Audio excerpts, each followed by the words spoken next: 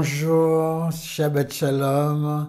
Nous allons essayer de vivre un moment, le début de tout, voir un petit peu comment est-ce que Dieu met les choses en place pour que nous puissions avoir cette possibilité de salut.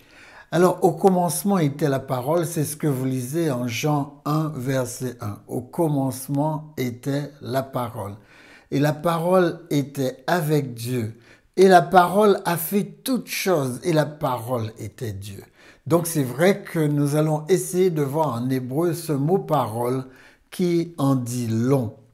Au commencement était la parole. La parole était avec Dieu.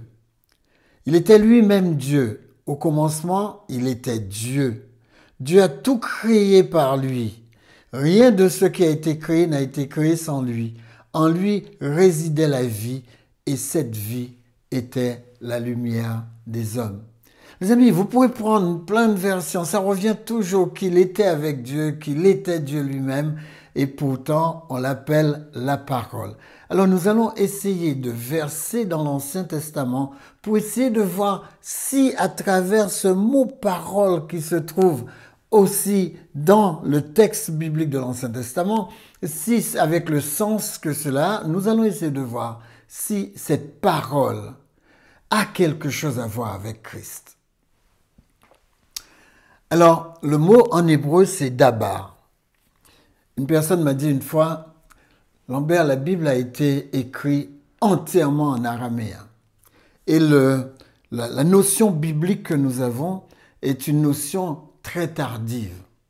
Les amis, ce que moi je reconnais à travers mon étude de la Bible, c'est que la Bible est chiffrée. La Bible est écrite, elle est chiffrée. Chiffrée pour ne pas faire d'erreur de transmission.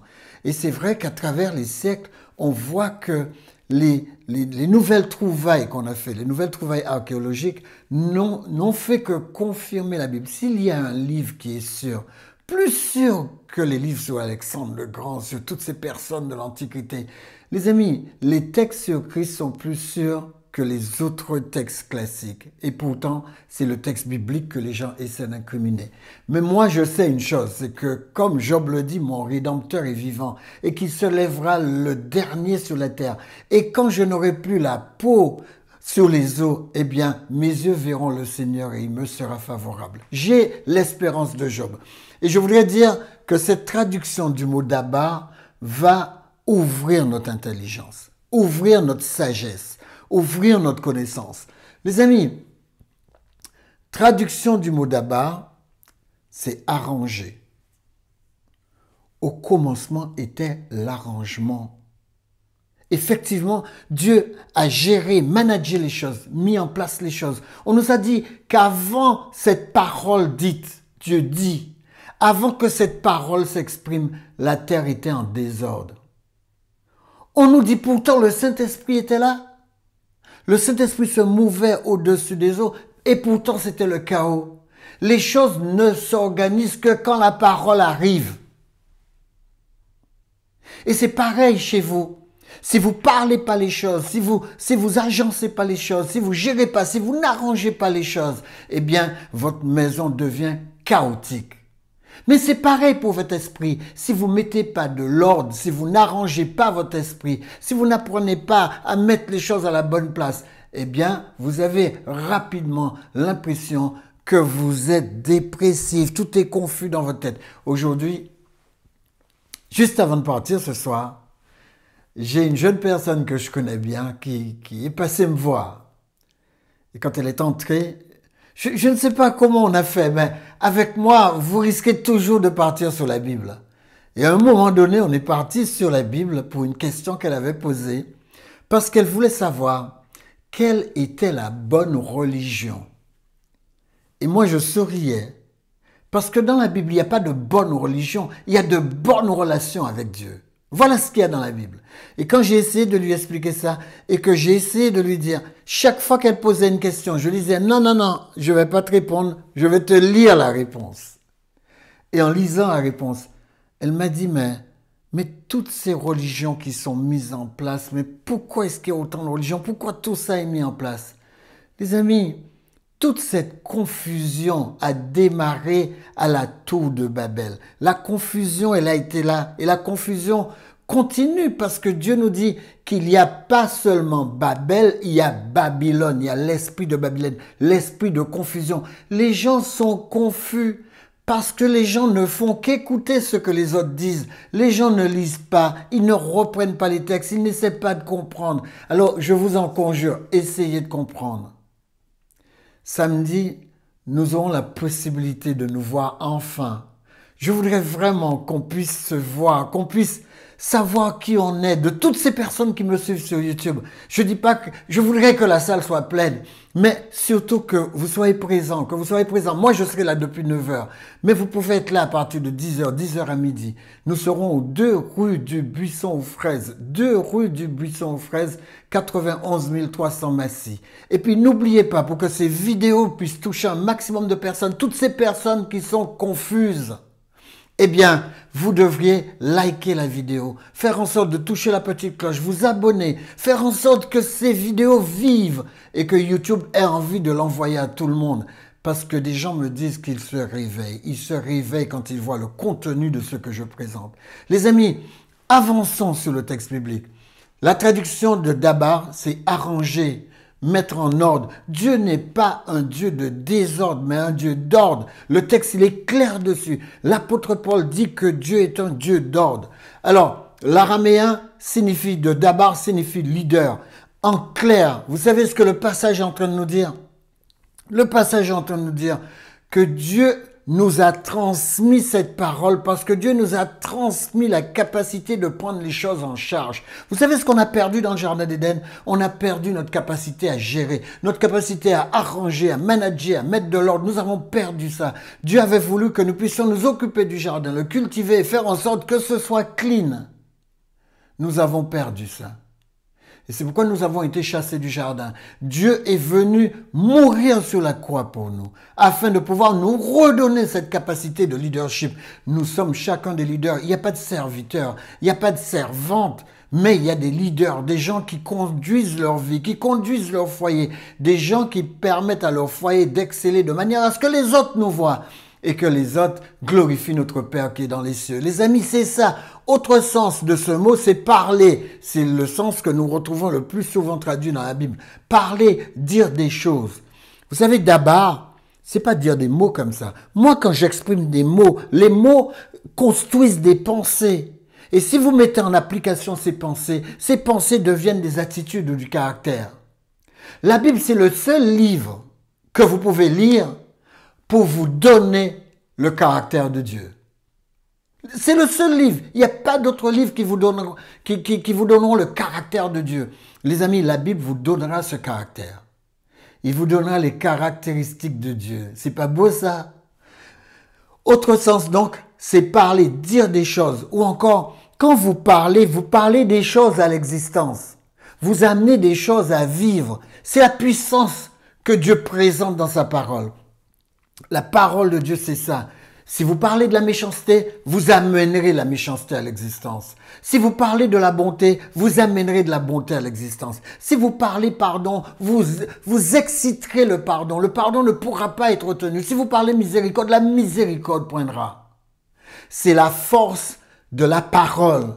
La parole, c'est fait aussi pour converser, pour déclarer. Donc, déclarer ou décréter. Faire en sorte que les choses arrivent. Vous êtes des enfants de Dieu, ambassadeurs de Dieu. Vous devriez faire en sorte que les choses arrivent. Mais la parole, c'est aussi fait pour commander. C'est le pouvoir que Dieu nous a donné sur son ennemi. Commander les choses. Faire en sorte que les choses soient. Les amis, mais la parole est aussi là pour avertir. Elle est là pour avertir. C'est le vrai prophétisme. Quand nous reprenons les paroles des prophètes traversent les siècles. Ils ont traversé les 6000 ans depuis la création de la terre, depuis l'organisation de la terre. Ils ont traversé les 6000 ans et ces paroles sont encore là pour nous dire que ce que les prophètes ont dit, c'est ce qui arrive. Regardez bien, l'apôtre Paul nous a dit qu'on aura encore dans ce monde, à la fin des temps, l'esprit de Babylone, l'esprit de confusion. C'est pourquoi les gens sont aussi malades. Tout est confus dans leur tête. Ils suivent des protocoles. comme cette personne me disait, et alors tu ne crois pas dans les saints? Je lui dis, le culte des saints, tu veux dire? Il me dit oui.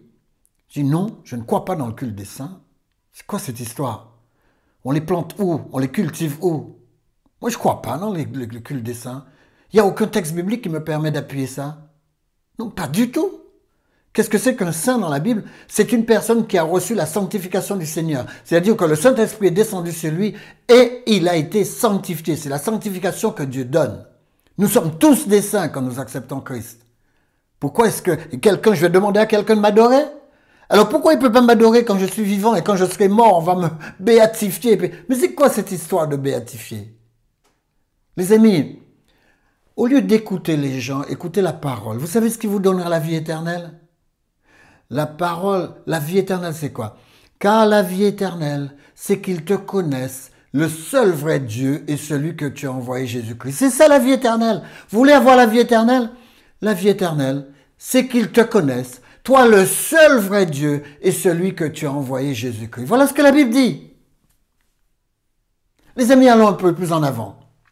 Le mot d'abord, si je le décortique comme d'habitude, si je le casse un petit peu pour pouvoir le faire revivre ou vivre davantage, regardez ce qu'il dit. Alors le D, Dalet, signifie la porte ouverte. La porte ouverte. Vous vous rappelez Jésus? Qu'est-ce que Jésus dit? Je suis la porte des brebis. Jésus n'est pas une porte fermée. Il dit que même si la porte s'était fermée, voici je me tiens et je frappe. Les amis, la porte qu'est Christ n'est jamais fermée. La porte de votre cœur peut être fermée, mais sa porte à lui ne peut pas être fermée. C'est l'entrée principale du royaume des cieux. C'est par Christ. Rappelez-vous ce qu'il a dit dans Jean 14.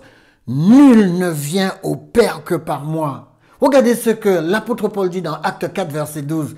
Il n'y a aucun nom sous le soleil, aucun nom qui a été donné qui nous assure le salut. Aucun autre nom que Jésus-Christ et Jésus-Christ seul. Les amis, les gens sont venus me voir me disant « Oui, mais Lambert, t'es vraiment particulier parce que tu crois qu'il n'y a pas d'autre salut en dehors de la Bible. » Les amis, alors l'apôtre Paul aurait dit quelque chose qui va à l'encontre de ce que Dieu dit alors qu'il est venu pour représenter Dieu. Jésus aurait dit quelque chose qui va à l'encontre de ce que Dieu dit alors qu'il se dit lui-même Dieu. Les amis, quelqu'un m'a dit, oui, mais Jésus ne se dit pas Dieu. J'ai dit, Jésus se déclare fils de Dieu. Et les Juifs veulent l'assassiner parce que simplement, il a dit qu'il est fils de Dieu. Qu'est-ce qu'ils entendaient? Fils de Dieu? Non, ils entendaient Dieu.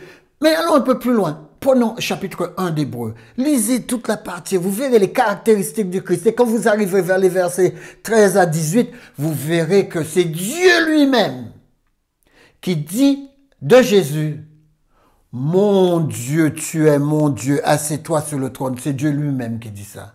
Alors si le Père déclare son Fils Dieu, qui suis-je pour dire qu'il n'est pas Dieu? Alors bien sûr, les gens se ruent et en disant, ah oui, mais tout ça c'est faux. Ils sèment la confusion. Les gens confus sèment la confusion. Mais nous, on est stable. On est debout. Vous savez, une chrétienne m'a dit une fois, est-ce que la Bible est vraiment la vérité? Vous voyez à quel stade les chrétiens sont arrivés? Les chrétiens se posent la question, est-ce que la Bible est la vérité? Vous connaîtrez la vérité et la vérité vous affranchira. Je suis le chemin, la vérité et la vie. Jean 14, verset 6. Les amis, si vous connaissez Christ, si vous êtes ancré dans sa parole, vous êtes dans la bonne direction.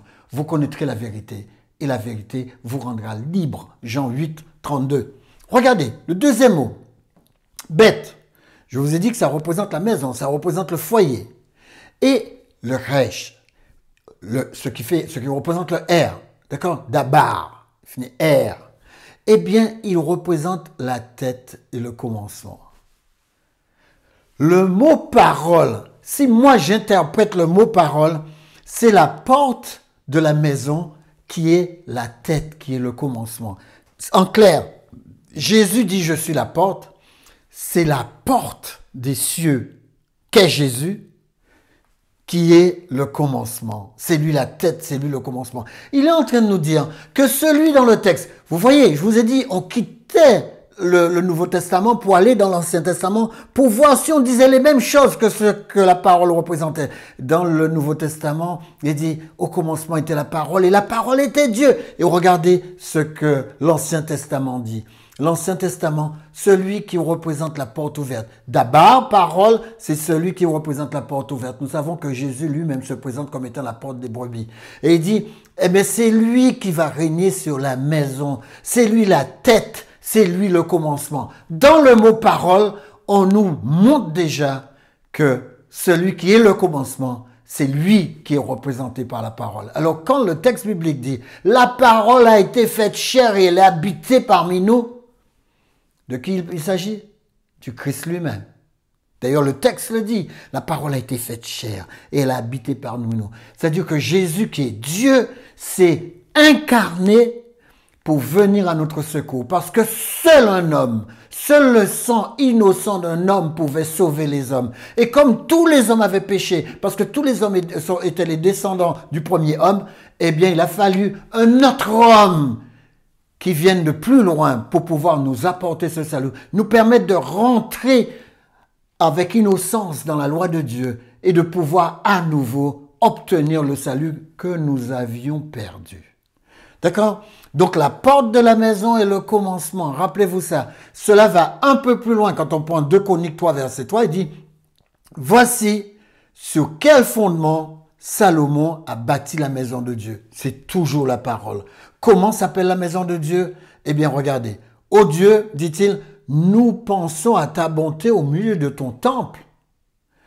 Dieu nous dit que la parole est venue régner sur le temple.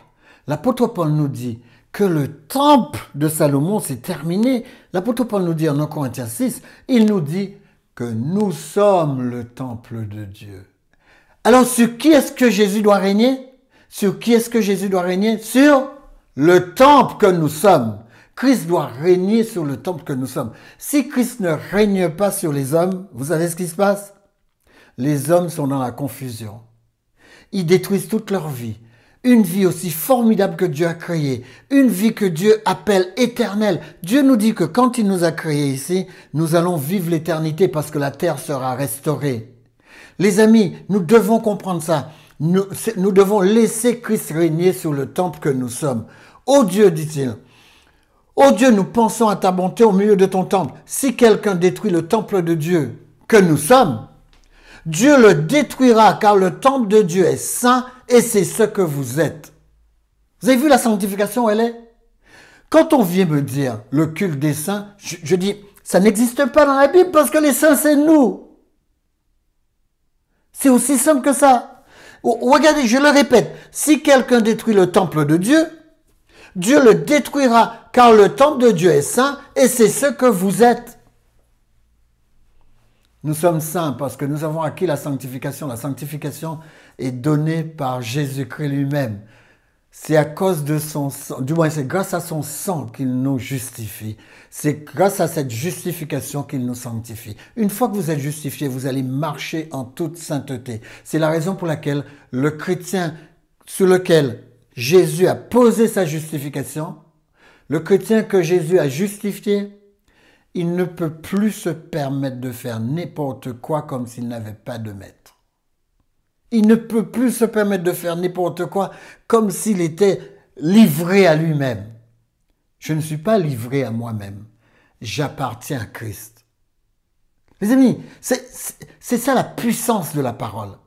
La parole construit. C'est la raison pour laquelle j'ai dit à cette personne cet après-midi, Madame, on recherche la connaissance. Pas la connaissance dans la bouche de quelqu'un. Recherchez la connaissance de la parole. Quand on vous dit quelque chose, vous devrez le vérifier. Vous savez ce qu'elle a répondu? Elle a dit, moi je comprends pas la Bible. Et elle m'a rétorqué, personne ne comprend la Bible. Elle voulait dire que personne ne comprenait la Bible tout seul. C'est faux. C'est faux. Vous savez, la puissance du Saint-Esprit. Écoutez-moi bien. Personne ne peut dire qu'il ne comprend pas la parole. Si cette personne se met dans la parole et médite la parole la lumière jaillit. Dieu a donné sa parole, le Saint-Esprit vous rappellera. Les amis, il faut étudier pour que le Saint-Esprit vous rappelle quelque chose, pour que le Saint-Esprit éclaire quelque chose, il faut méditer sa parole. Josué 1, versets 7 et 8, méditez la parole jour et nuit.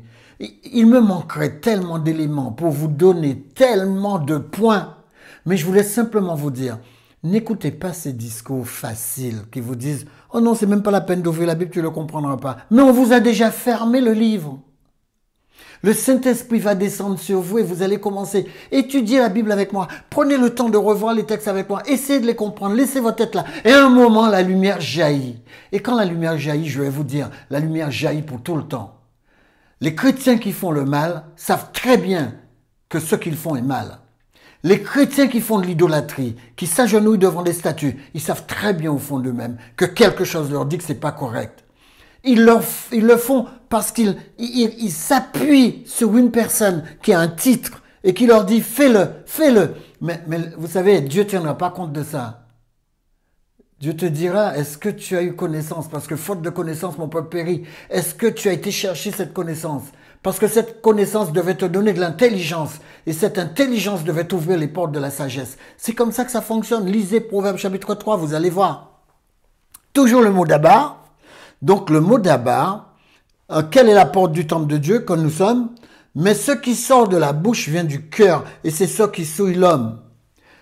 Alors quelle est la porte de l'âme du chrétien? Regardez, c'est clair, c'est le cœur de l'homme. Parce que c'est de là que vient toute souillure, c'est de là que viennent les bonnes choses, et c'est de là que vient toute souillure. Alors dites-vous que l'homme, il a beau être ce qu'il est, même quelle que soit la bonté que l'homme présente. Vous savez, il y a des religions qui vous disent qu'il suffit que vous soyez bon et vous remplissez votre besace de bonnes choses et que tout ça va compter dans l'éternité. L'apôtre Paul dit, toute votre bonté là est comme un vêtement souillé. C'est pas par là qu'il faut passer. Il y a un tas de bonnes personnes qui n'iront pas au ciel, ou un tas de bonnes personnes qui n'iront pas sur la nouvelle terre, là où Dieu a préparé pour nous. Ils iront pas rencontrer Dieu. En tout cas, ils pourront pas. Pourquoi ils pourront pas? Ils pourront pas parce que c'est pas des bonnes œuvres que Dieu attend de vous qui soient entachées de péché. Dieu s'attend à ce que vous vous purifiez d'abord. Et quand vous êtes purifié, là, vos bonnes œuvres valent quelque chose. Mais l'œuvre ne vaut pas quelque chose pour entrer au ciel. C'est par la foi, c'est par la grâce qu'on rentre au ciel. Mais les bonnes œuvres deviennent partie intégrante de notre existence parce que notre caractère a changé. Mais les bonnes œuvres ne font pas une comptabilité comme je vois certaines religions le faire. On me dit qu'il y a plein de religions qui font une comptabilité des bonnes œuvres. Et j'ai constaté que même chez les chrétiens, il y a ce virus. Les bonnes œuvres ne sont que la résultante de ma conversion, mais les bonnes œuvres ne sont pas quelque chose de quantitatif qui permet de peser dans une balance quelconque. Non, quand je suis transformé, je vis en nouveauté de vie, et les bonnes œuvres, c'est quelque chose de naturel, mais on ne fait pas de la comptabilité des bonnes œuvres. On fait la comptabilité de quoi?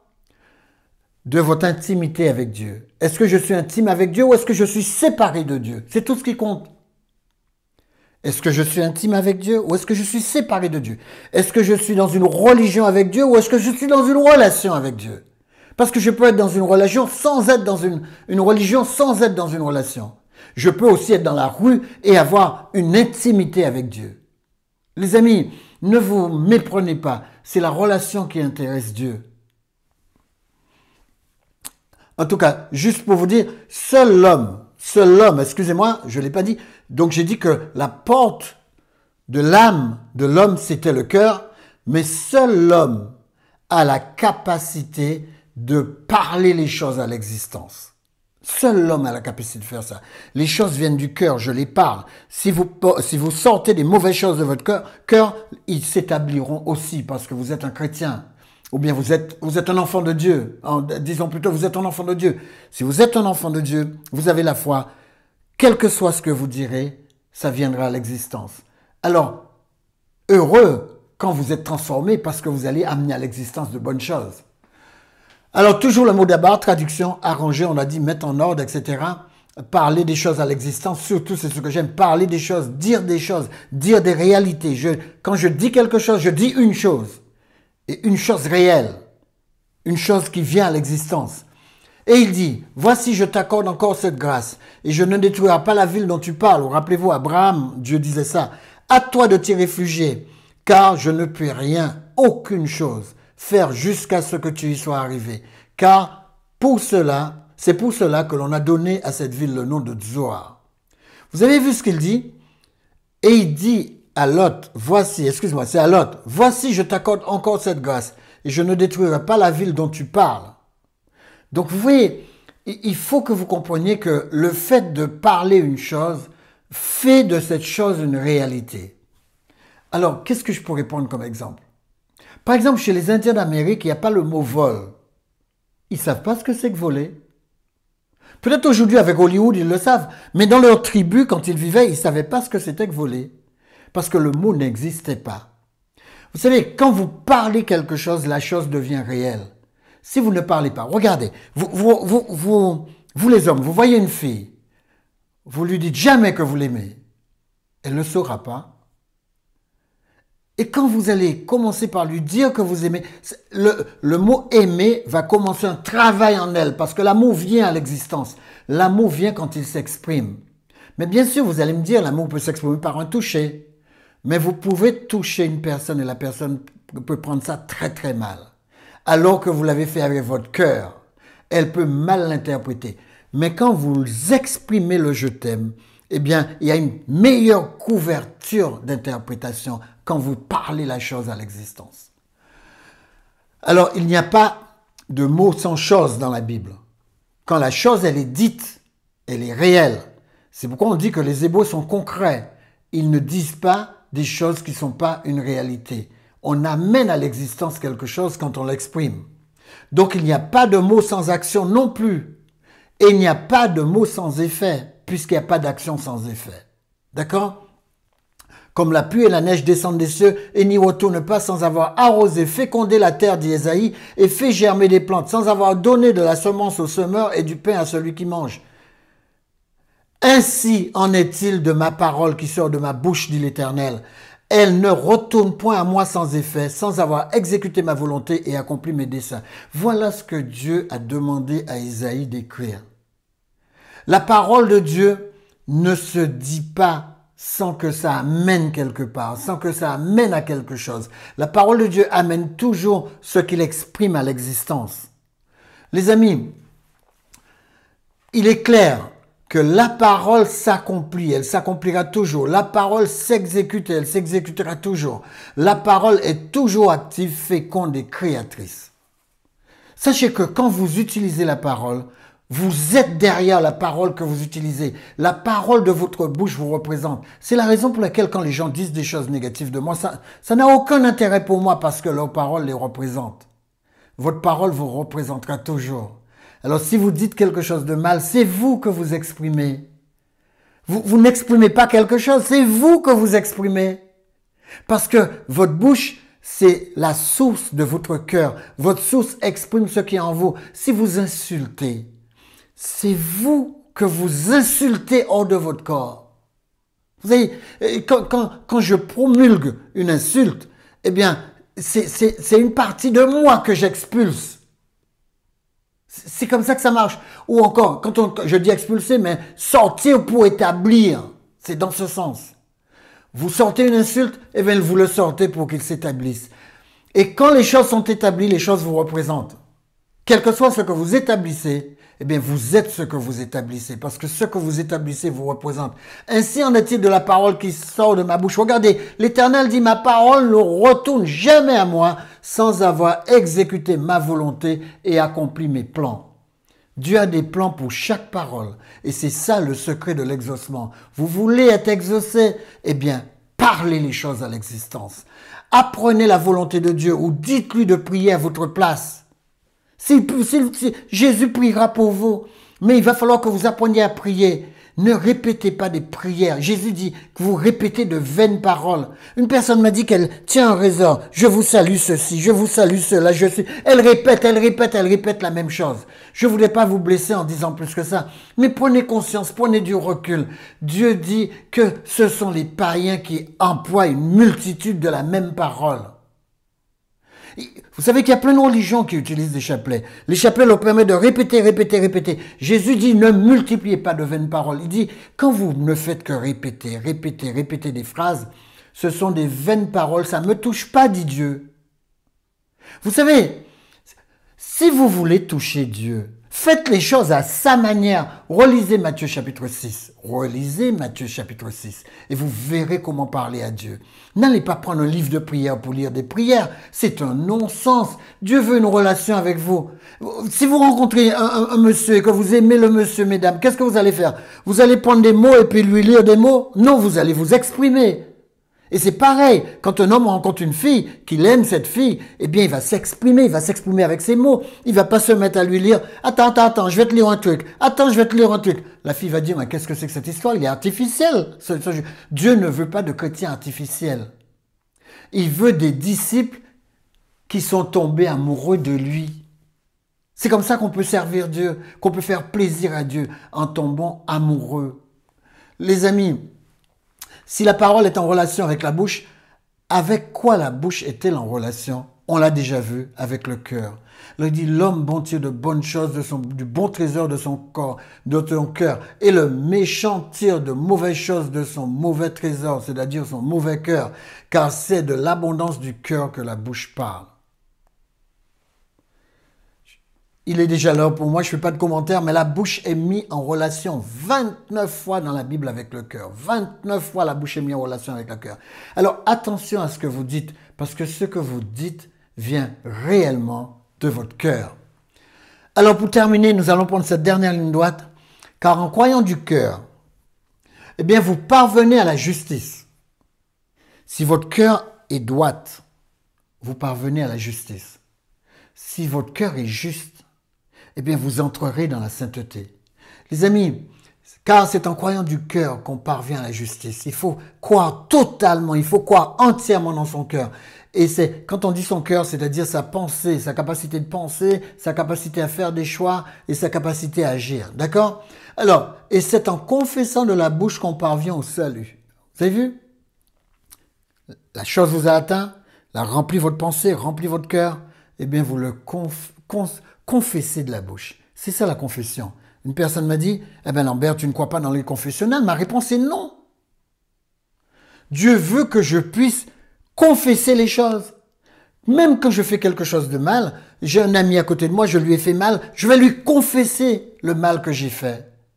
Et alors il va me pardonner. Et moi je vais rentrer dans le pardon à nouveau et je vais fonctionner comme il faut. Les amis, Dieu nous dit de confesser nos fautes les uns aux autres. Il ne nous a pas dit, allez confesser au pasteur, non, j'ai fait du mal à quelqu'un, je confesse, oui. Et Dieu me dit, tu dois aussi me confesser. Donc moi, je vais confesser à Dieu. Mais je n'ai pas à mettre d'intermédiaire entre Dieu et moi.